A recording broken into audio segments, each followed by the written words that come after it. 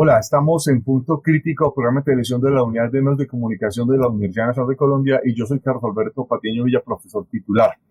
El diccionario de la Real Academia Española de la Lengua define crisis como cambio profundo y de consecuencias importantes en un proceso o una situación o en la manera en que estos son apreciados. Intensificación brusca de los síntomas de una enfermedad, situación mala o difícil, situación política en que uno o más miembros del gobierno han dimitido o han sido destituidos.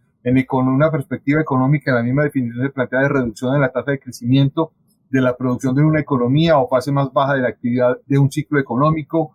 En la medicina, cambio brusco en el curso de una enfermedad, ya sea para mejorarse o ya sea para agravarse el paciente.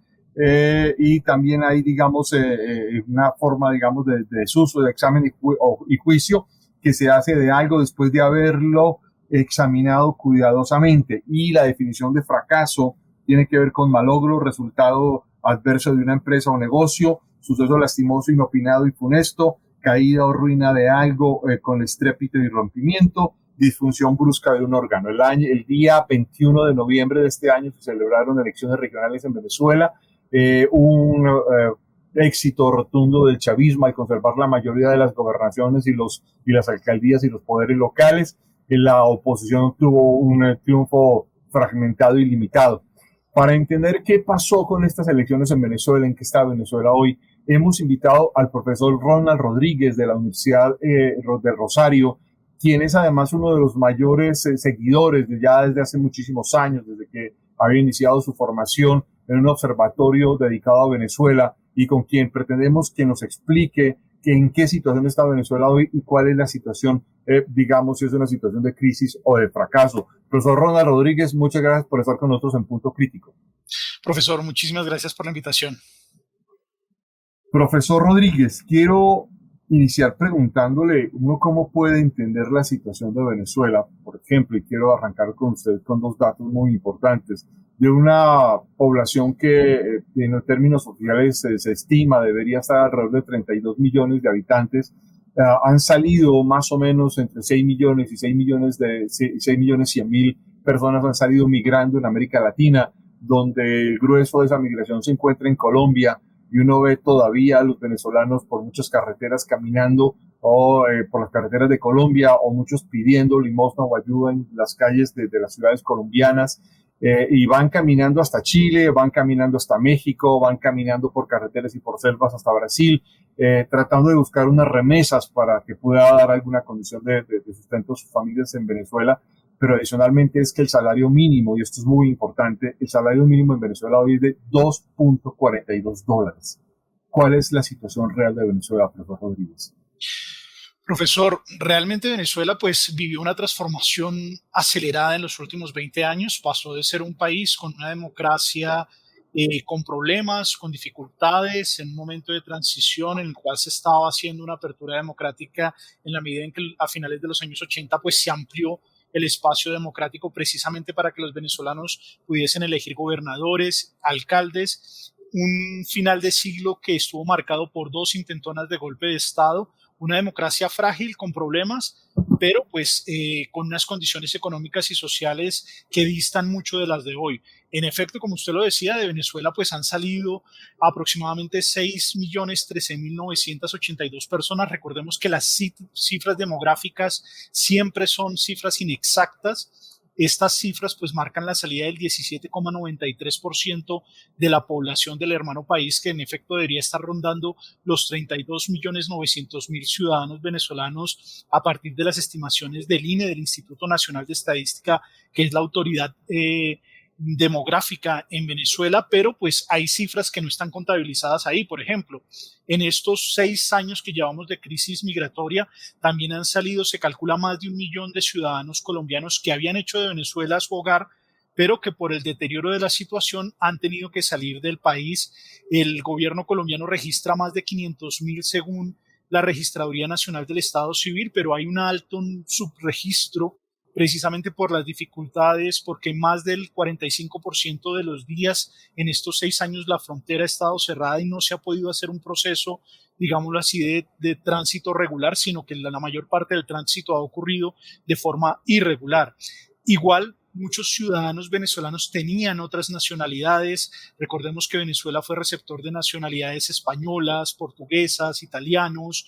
Fue uno de los países de América Latina que se convirtió en receptor de la diáspora europea después de la Segunda Guerra Mundial, y muchos de ellos han regresado a sus países con sus otros pasaportes, con el pasaporte español, con el pasaporte portugués, y tampoco quedan registrados dentro de los datos de la diáspora venezolana.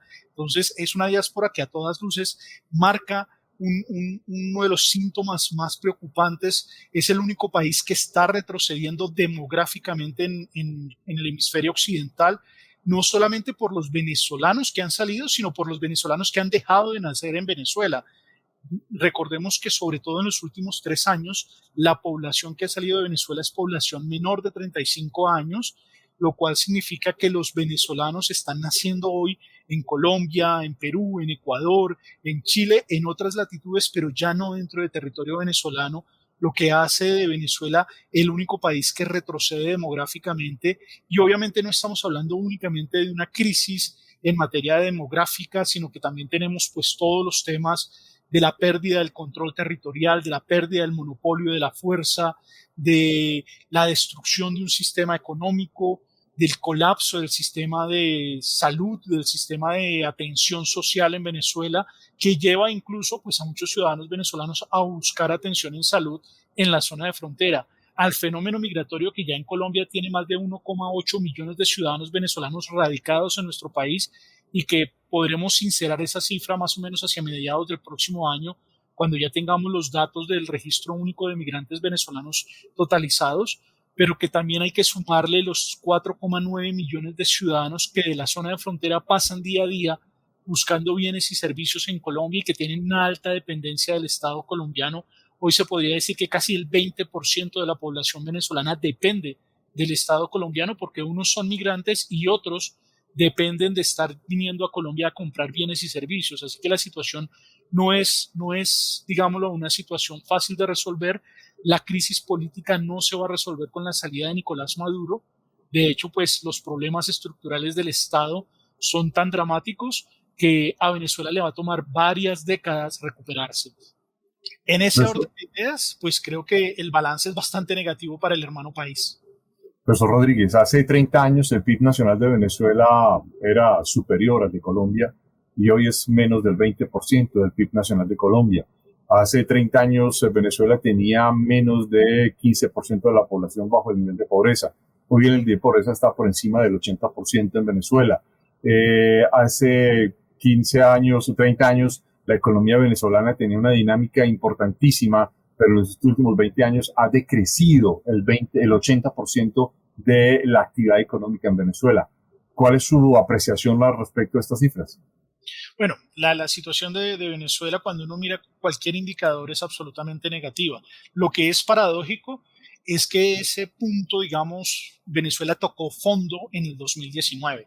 Venezuela tiene sus peores datos en el 2019, y una particularidad que llama la atención es que la pandemia terminó convirtiéndose en un elemento que le ha permitido a Venezuela poco a poco empezar una recuperación.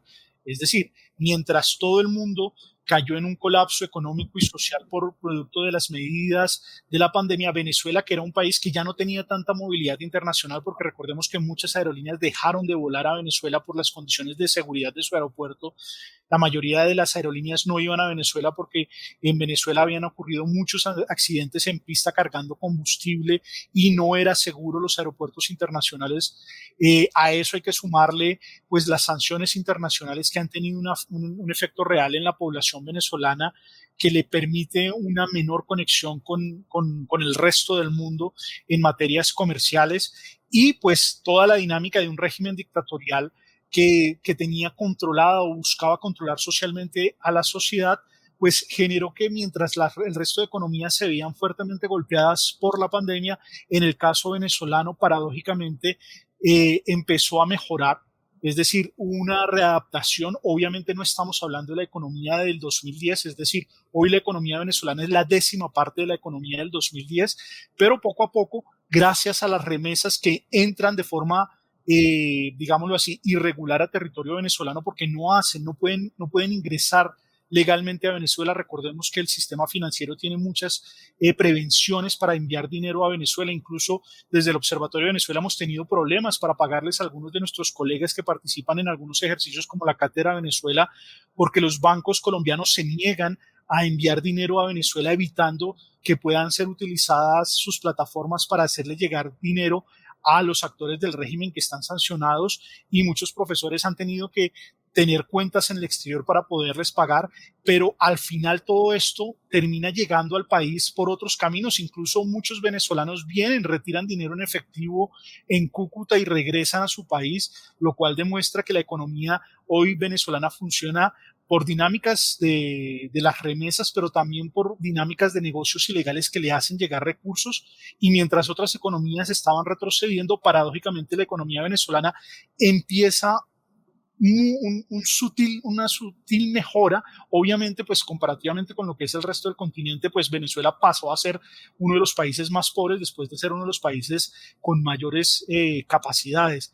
Así las cosas, pues paradójicamente, mientras que otros hemos entrado en crisis económica, Venezuela parece que empieza una sutil recuperación.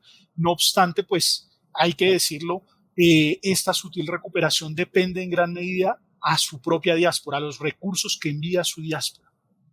No sé si llamarlo sutil o falsa recuperación. Si uno mira dos hechos además adicionales importantes. Uno es que en promedio los venezolanos han perdido una parte importante de su masa muscular a propósito de la desnutrición masiva que hay en el país.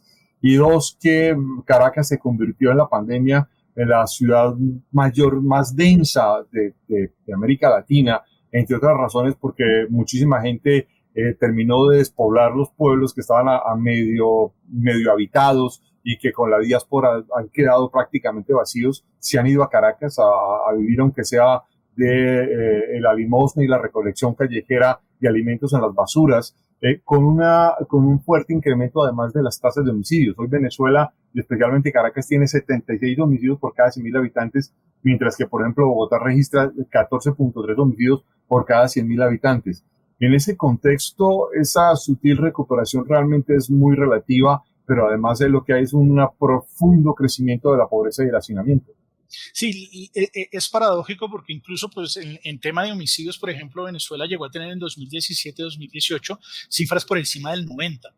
Y recuerdo mucho al profesor León Briceño, que es el director del Observatorio de Violencia de Venezuela, diciendo que parte de la diáspora lamentablemente también implica actores de la delincuencia que vieron limitaciones ante lo que sucede en Venezuela y han decidido también salir del país, lo cual explica por qué en los 2 últimos años ha caído la tasa de muertes violentas en el país. Paradójicamente, las muertes por resistencias a la autoridad hoy son más observadas gracias a los informes de Naciones Unidas, y lo que sí es absolutamente evidente es que, como lo demuestra la encuesta de condiciones de vida de Venezuela, la encuesta en COVID, que es el único instrumento que en este momento hace el trabajo de seguimiento a los indicadores sociales, porque el gobierno dejó de hacerlo, en efecto demuestra que la pobreza en Venezuela supera el 90%.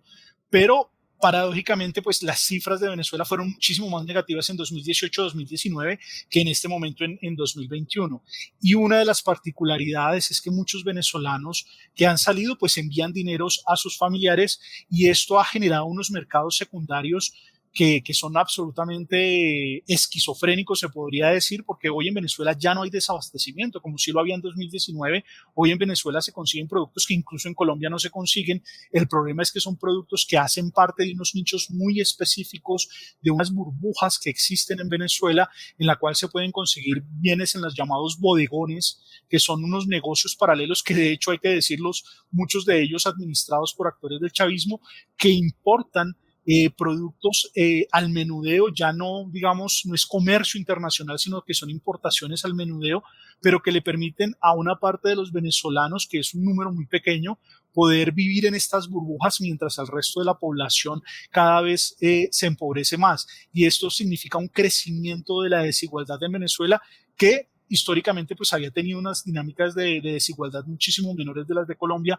pero precisamente en este cambio que se vienen dando desde el 2019 hacia acá, ha empezado a crecer la desigualdad. Es decir, los pobres venezolanos sufren más la situación, pero ya hay unas clases medias y unas clases acomodadas que han encontrado unas burbujas en las cuales pueden sobrevivir y en las cuales pues consiguen todos los productos que así lo desean. El caso venezolano es un caso, digamos que de estudio, porque las realidades venezolanas superan la fantasía. En Venezuela se pueden conseguir productos que en Colombia no se consiguen de origen europeo, de origen norteamericano, y que uno creería que es imposible conseguir en una economía, pero eso pasa en los regímenes dictatoriales. Los regímenes dictatoriales tienen esas características, y es que se vuelven nichos de mercado de algunos productos suntuarios para los que están en el contexto de la dictadura, para los que hacen parte de ese entorno.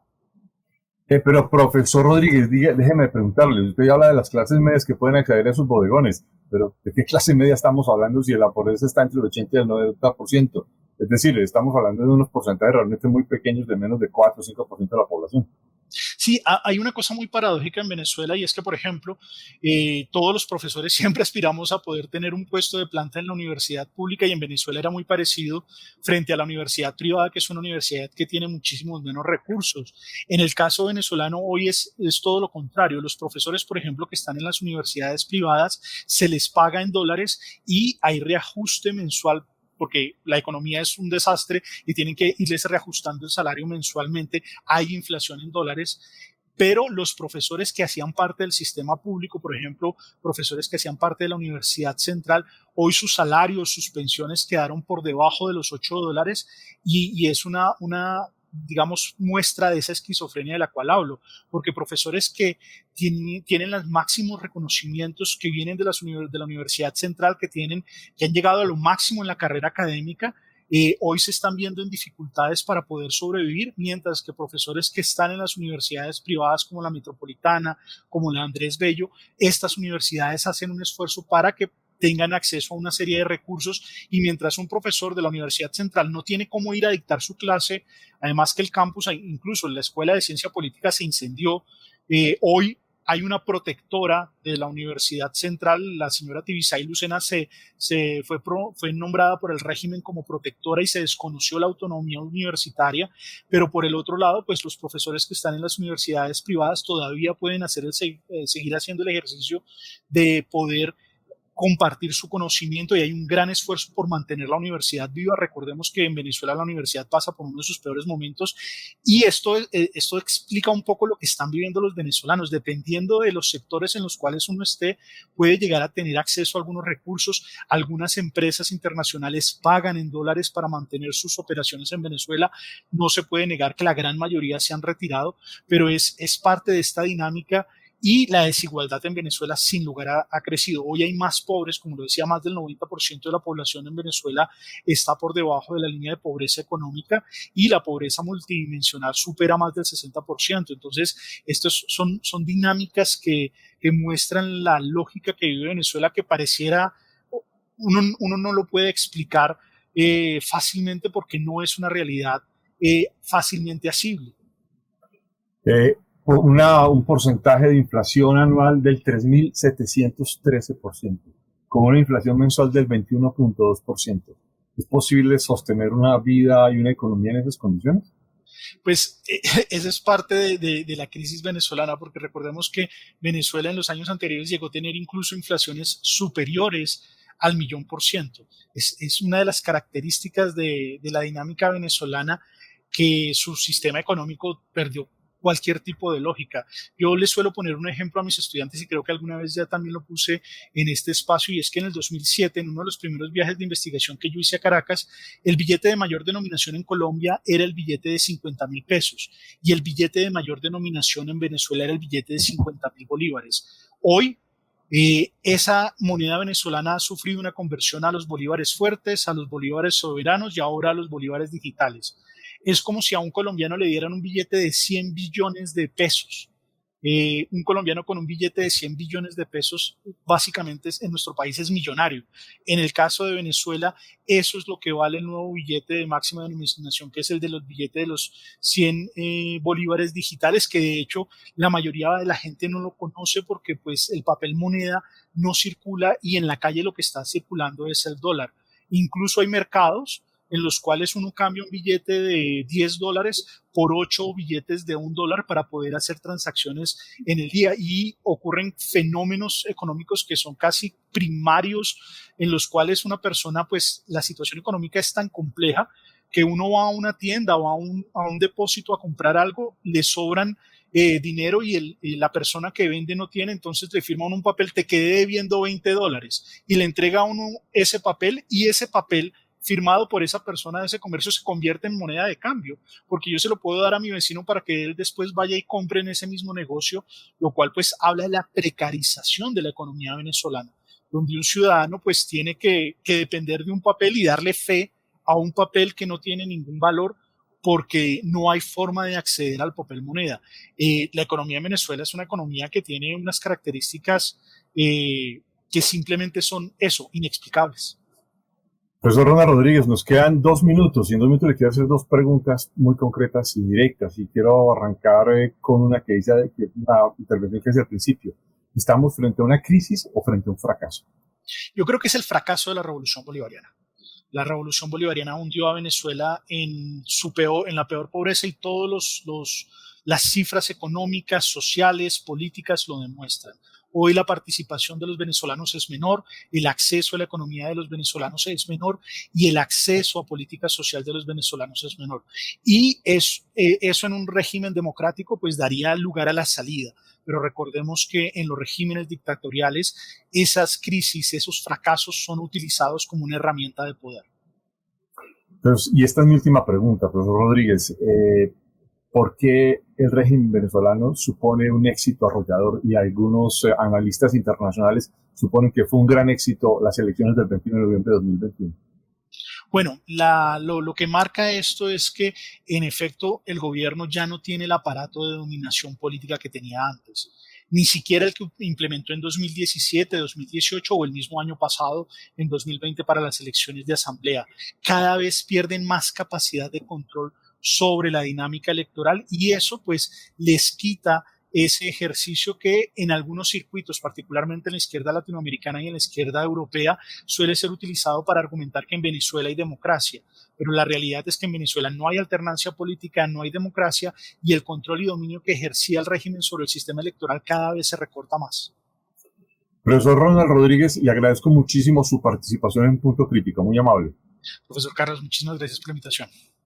Los esperamos a todos ustedes en una próxima emisión de Punto Crítico.